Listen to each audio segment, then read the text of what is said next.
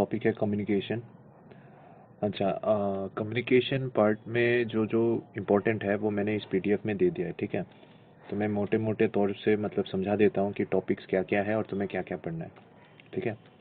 तो पहले तो कम्युनिकेशन का डेफिनेशन पढ़ लो।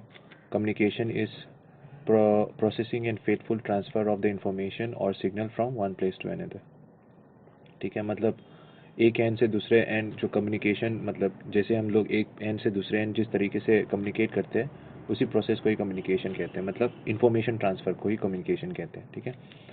उसमें जो ये जो ब्लॉक डायग्राम है ये इंपॉर्टेंट है।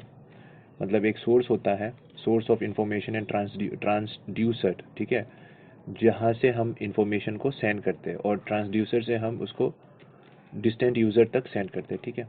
तो उसके बीच में कम्युनिकेशन सिस्टम होता है, एक ट्रांसमीटर होता है, ठीक है। ट्रांसड्यूसर मतलब जहाँ से हमें इंफॉर्मेशन मिलता है, जैसे कोई भी जो इंसान कोई बात कर रहा है या फिर कोई लेटर या फिर कोई भी चीज़ जिसको हमें सेंड करना है, तो ट्रांसमीटर में उसको सेंड करने से पहले उसको सिग्नल में कन्वर्ट किया जाता है, जिसको ट्रांसमीटर में फीड किया जाता है। फिर एक कम्युनिकेशन लिंक होता है, वो एयर हो सकता है, मीडियम केबल हो सकता है, ऑप्टिकल फाइबर हो सकता है, कुछ भी हो सकता है। फिर उसके थ्रू हम लोग रिसीवर तक उसको भेज देते हैं इन्फॉर्मेशन को, और वो जो इन्फॉर्मेशन होता है वो क्या होता है, सिग्नल फॉर्म में रहता है। तो उसको तोड़ के मतलब एक्सेप्टेबल फॉर्म में कन्वर्ट करने के बाद ही हम लोग उसको यूज़र को देते हैं, ठीक है। तो मोटे मोटे तौर पर ऐसे ही होता है कम्युनिकेशन। यहाँ पे देखो लिखा गया है कि his mouth transmits the sound produced, ठीक है, information source, so the mouth acts as a transmitter, ठीक है। The transmitted sound travels through the ear from the mouth to the ear, while thus the ear act as the link of communication, ठीक है। मतलब कोई एक information source तो होना ही पड़ेगा, और दूसरा एक पर्सन वाई उसको सुन रहा है तो वो एक रिसीवर बन जाएगा, ठीक है। For long distance transmission the following elements are essential. एक तो ट्रांसमीटर, दूसरा क्या है, मीडियम लिंक जिसके थ्रू मतलब इन्फॉर्मेशन भेजा जाएगा, और तीसरा है रिसीवर, ठीक है। तो तीन ही होता है हमेशा मोटे मोटे तौर पर। तो उसका डेफिनेशन लिखा गया है, ट्रांसमीटर क्या होता है, एनी डिवाइस विच कन्वर्ट्स, ठीक है, information into electrical signal and vice versa is transducer या फिर ट्रांसमीटर, ठीक है।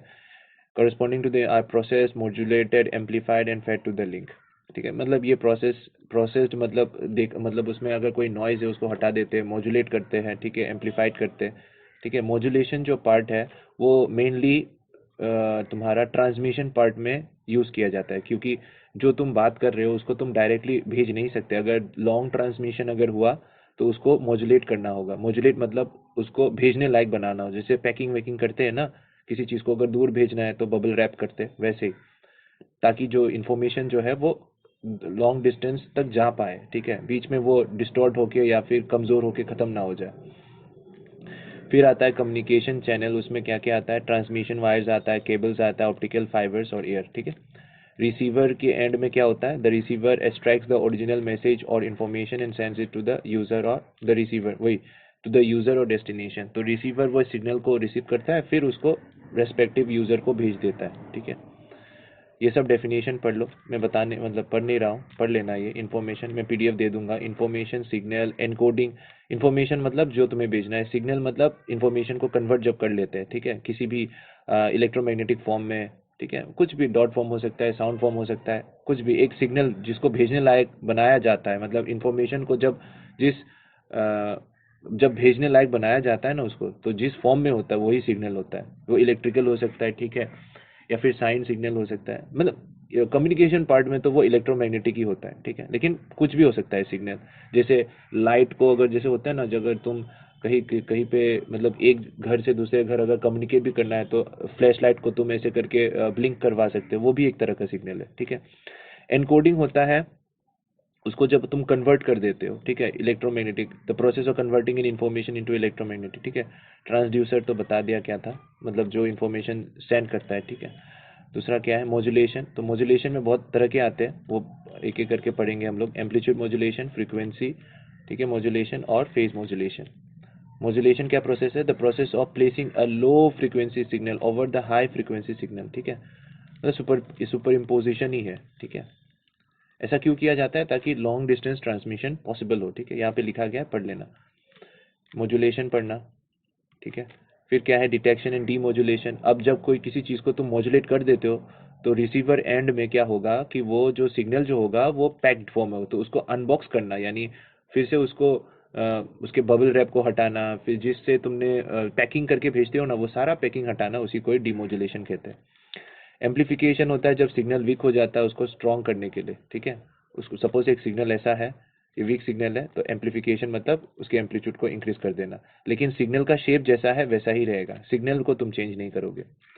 रेंज मतलब जहाँ तक भेजा जा सकता है। रिपीटर्स क्या होता है? रिपीटर्स होता है जब सपोज तुम्हें इस पॉइंट से इस पॉइंट तक भेजना है, ठीक है, तो बीच में क्या करोगे तुम? टावर लगा दो। ये क्या, वो क्या करेगा, यहाँ से सिग्नल वो लेगा, ठीक है, ये सिग्नल यहाँ तक पहुँचते पहुँचते वीक हो जाएगा, फिर उसको बूस्ट करेगा, वो फिर से भेजेगा एक और रिपीटर के पास, फिर वो रिपीटर तक पहुँचते पहुँचते वो वीक हो जाएगा, फिर वो रिपीटर उसको बूस्ट करके फिर से भेजेगा, ऐसे ऐसे करके वो रिसीवर तक पहुँच जाएगा, ठीक है। ट्रांसमीटर से रिसीवर के बीच में ही रिपीटर्स को रखा जाता है ताकि सिग्नल को बूस्ट किया जा सके, ठीक है।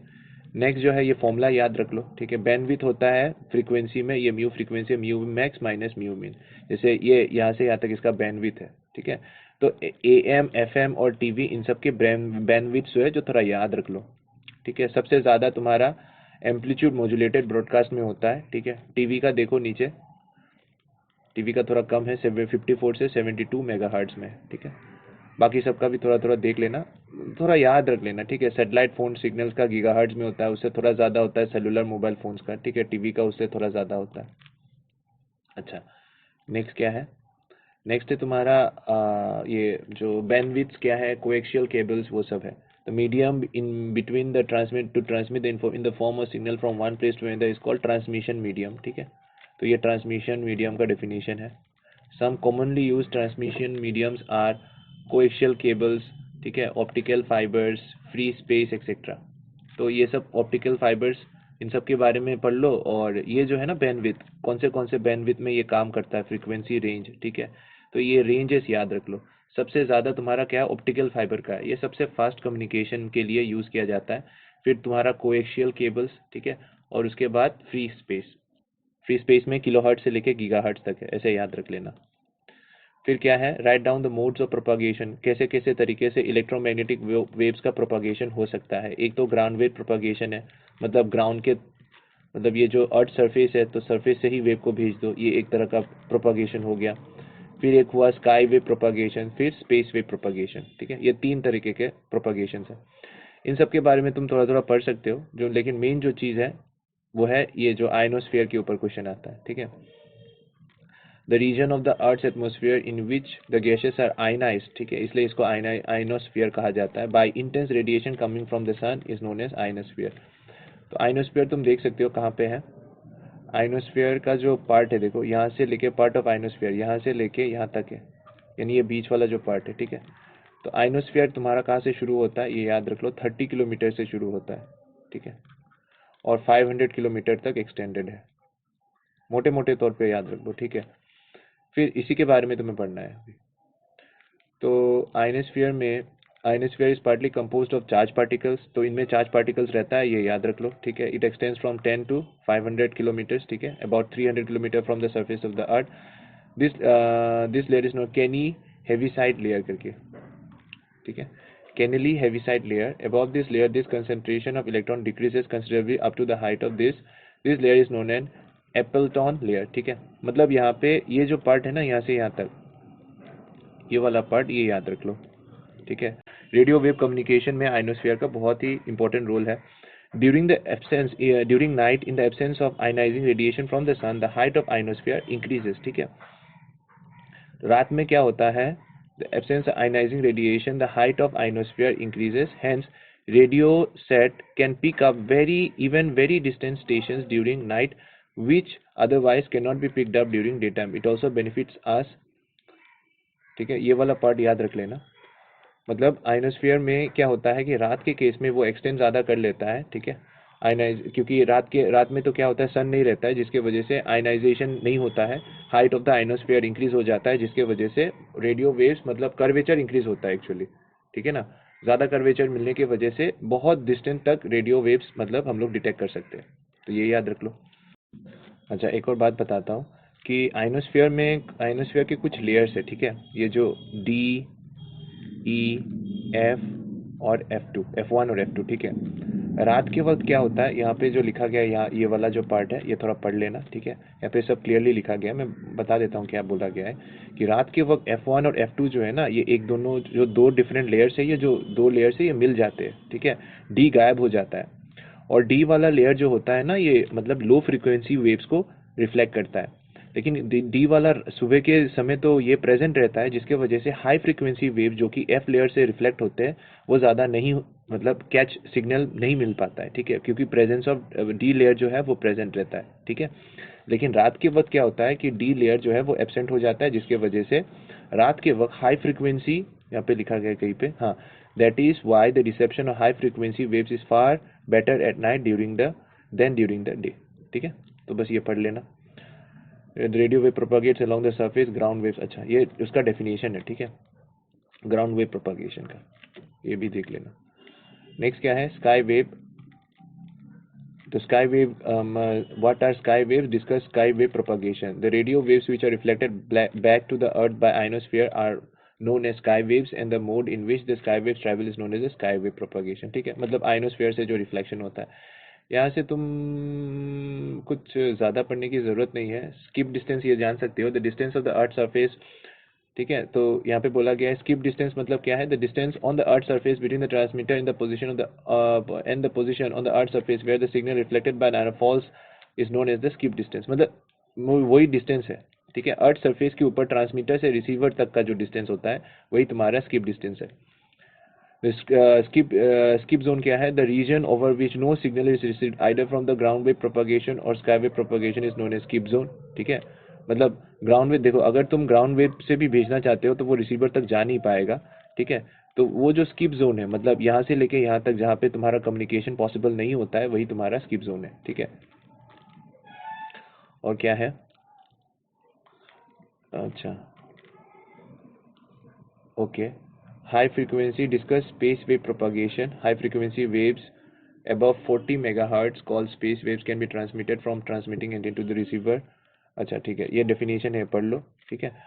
यहाँ पे एक चीज़ जो तुम्हें पढ़ना है वो है ये जो टावर का जो है, मतलब यहाँ से तुम्हें रेंज निकालना है कि ये टावर का जो, ये सपोज मान लो कि ये ट्रांसमिटिंग टावर है, तो वो अपना सिग्नल कहाँ तक, कितना दूर तक भेज पाएगा। तो वो डी का जो रिलेशन है, ये जी डी का रिलेशन, इसमें क्या है, D as a function of क्या है, रेडियस ऑफ द अर्थ, और दूसरा क्या है, हाइट ऑफ द टावर, ठीक है। तो यहाँ पे ये कैसे किया गया है देख लो।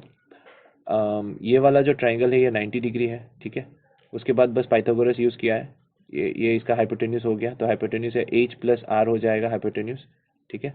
h प्लस आर हाइपोटेन्यूस हो गया, और यहाँ पे d है परपेंडिकुलर, और बेस तुम्हारा r हो जाएगा, perpendicular square plus base square, ठीक है। उसके बाद बस तोड़ा गया है, और यहाँ पे बस एक अप्रोक्सीमेशन किया गया है कि हाइट ऑफ द टावर जो है ये बहुत ही छोटा है compare to the radius of the earth, इसीलिए हम लोग ये वो इसको नेग्लेक्ट कर सकते हैं, ठीक है। मतलब किसको नेग्लेक्ट कर सकते, एच स्क्वायर को, ठीक है। एच, क्योंकि एच छोटा है और उसका स्क्वायर कर दोगे तो और भी छोटा हो जाएगा, ठीक है। उसको नेग्लेक्ट करके हम लोग लिख सकते हैं ये। उसके बाद अगर तुम ऐसे दो टावर रखोगे तो ऑब्वियसली इसी फॉर्मूले से तुम्हें इसको दो बार प्लस करना होगा, एक बार यहाँ से, एक बार एक टावर के लिए, दूसरा एक और टावर के लिए। तो बस दोनों को प्लस कर लो तो दो टावर का तुम्हें रेंज मिल जाएगा, ठीक है। उसके बाद क्या है, पहले वाले का तो हो गया, इतना तक ही है, ठीक है। और अभी क्या है, सैटेलाइट कम्युनिकेशन, डेफिनेशन पढ़ लेना सैटेलाइट के वजह, सैटेलाइट कम्युनिकेशन के बारे में। और उसके बाद क्या है, जियो स्टेशनरी सैटेलाइट। जियो स्टेशनरी सैटेलाइट होता है ऐसे सैटेलाइट जो मतलब एक ही जगह पे रहते हैं, मतलब अर्थ तो रोटेट करता है ना, तो सपोज अर्थ का जो ये जो रोटेशन का जो स्पीड है इसके साथ ये इसको मैच करके चलता है, ठीक है। इसलिए वो क्या ऐसा लगता है कि वो एक ही जगह पे घूम रहा है, मतलब एक ही जगह के ऊपर है, ठीक है।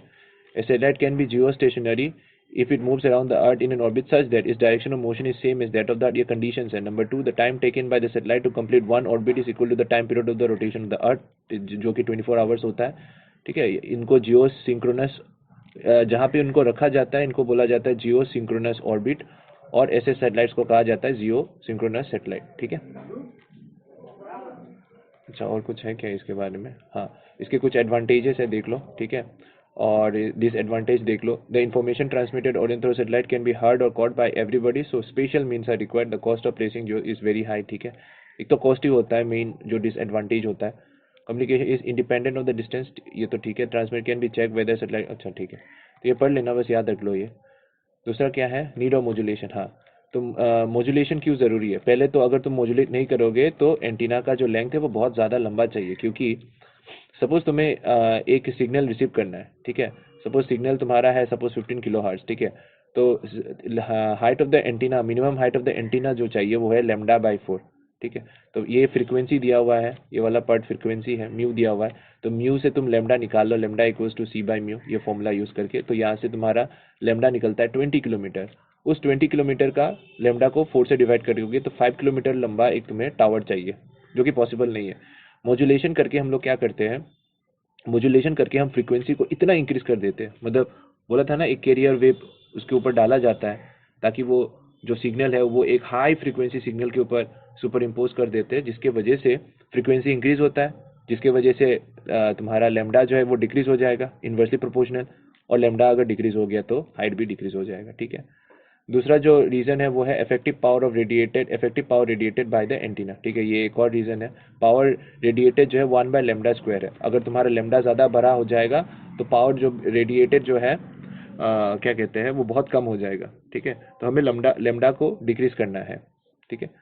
The power radiated is proportional to λ². This indicates that power radiated is more for shorter wavelengths, that is for high frequencies. For covering more area, power radiated should be more, which is possible with high frequencies. ठीक है, और दूसरा क्या है, mixing up a signal from different transmitter, मतलब बहुत सारे transmitters होने के वजह से भी सिग्नल क्या हो सकता है, मिक्स हो सकता है, जिसके वजह से मॉड्यूलेशन ज़रूरी है। मतलब अगर तुम एक फ्रीक्वेंसी से उसको मॉड्यूलेट करते हो तो दूसरा जो चैनल है वो दूसरी फ्रीक्वेंसी से मॉड्यूलेट कर देगा, जिसके वजह से क्या कहते हैं इंटरफेरेंस नहीं होगा, ठीक है। एक दो मतलब सपोज मान लो कि एक ट्रांसमीटर है यहाँ पे, ठीक है, और एक और ट्रांसमीटर है यहाँ पे, तो ये इसका एक मॉड्यूलेटेड सपोज ये 15 किलो हर्ट्ज में ये सेंड कर रहा है, और ये मान लो ये 20 किलो हर्ट्ज में सेंड कर रहा है, ठीक है।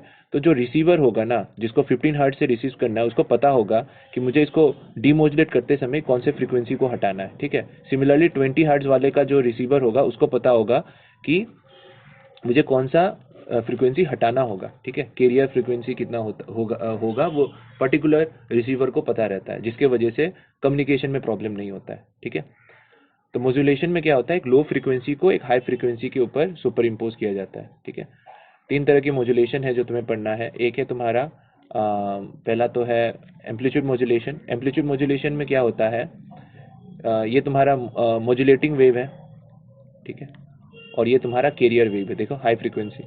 तो हम लोग क्या करते हैं कि इसका जो एम्पलीट्यूड है ना, सिग्नल का जो ये तुम्हारा येलो जो है ये सिग्नल है तुम्हारा, तो ये जो कैरियर वेव का जो फ्रीक्वेंसी है ना, सॉरी एम्पलीट्यूड जो है ना, वो इसके सिग्नल के हिसाब से हम लोग इंक्रीज करते हैं। जैसे कि मान लो देखो यहाँ पे फ्रीक्वेंसी, यहाँ पे देखो तुम्हारा जो सिग्नल जो है मैक्सिमम में है ना, ये वाला पार्ट, इसलिए कैरियर वेव का जो एम्पलीट्यूड होगा देखो ये मैक्सिमम में चला गया इस वाले पार्ट में, देख सकते हो ना। और यहाँ पे देखो इसका 0 है, ठीक है, तो एम्पलीट्यूड जो देखो इस वाले पार्ट में इसका एम्पलीट्यूड जो है नॉर्मल है, देखो कैरियर वेव का जितना था इतना था, नॉर्मल है, कुछ चेंज नहीं हुआ है। उसके बाद धीरे धीरे जब ये मैक्सिमम चला जाता है, यहाँ पे देखो एम्पलीट्यूड मैक्सिमम हो जाता है, जब ये मिनिमम में चला जाता है देखो इसका एम्पलीट्यूड और घट गया है, ठीक है। तो हम लोग क्या करते हैं, कैरियर वेव का जो एम्पलीट्यूड है ना उसको सिग्नल के हिसाब से वेरी करते हैं, and that type of modulation is known as amplitude modulation. तो फ्रीक्वेंसी में क्या करेंगे, ऑब्वियसली फ्रीक्वेंसी के केस में फ्रीक्वेंसी चेंज करेंगे, जब ये मैक्सिमम मेंटेन कर रहा होगा तब हम लोग इसका फ्रीक्वेंसी इंक्रीज कर देंगे, देखा ना ये कितना कंजस्टेड हो गया, और जब ये मिनिमम में जा रहा होगा तब हम इसके फ्रीक्वेंसी को कम कर देंगे, ठीक है, फैल गया है ना, फ्रीक्वेंसी कम हो गया। तो जब हम लोग सिग्नल को मतलब कैरियर वेव का जो फ्रीक्वेंसी है उसको सिग्नल के हिसाब से चेंज करते हैं, that modulation is known as क्या कहते हैं, फ्रीक्वेंसी मॉड्यूलेशन। और लास्ट जो है तुम्हारा फेज मॉड्यूलेशन, ठीक है, ये कुछ और है। If the phase of the carrier wave is changed in accordance with the audio frequency, तो ये थोड़ा न्यूमेरिकल करने से पता चलेगा, इसका जब न्यूमेरिकल एनालिसिस होगा तब पता चलेगा। तो बस एक में एम्पलीट्यूड चेंज होता है, दूसरे में फ्रीक्वेंसी, और लास्ट वाले में फेज मॉड्यूलेशन होता है, उसका फेज चेंज होता है, ठीक है। एक तुम्हारा वो पार्ट है कि लास्ट वाले पार्ट में तुम्हें इसका एक न्यूमेरिकल आता है मॉड्यूलेशन इंडेक्स के ऊपर, तो मैं न्यूमेरिकल का एक और वीडियो बनाऊंगा, वो देख लेना, ठीक है।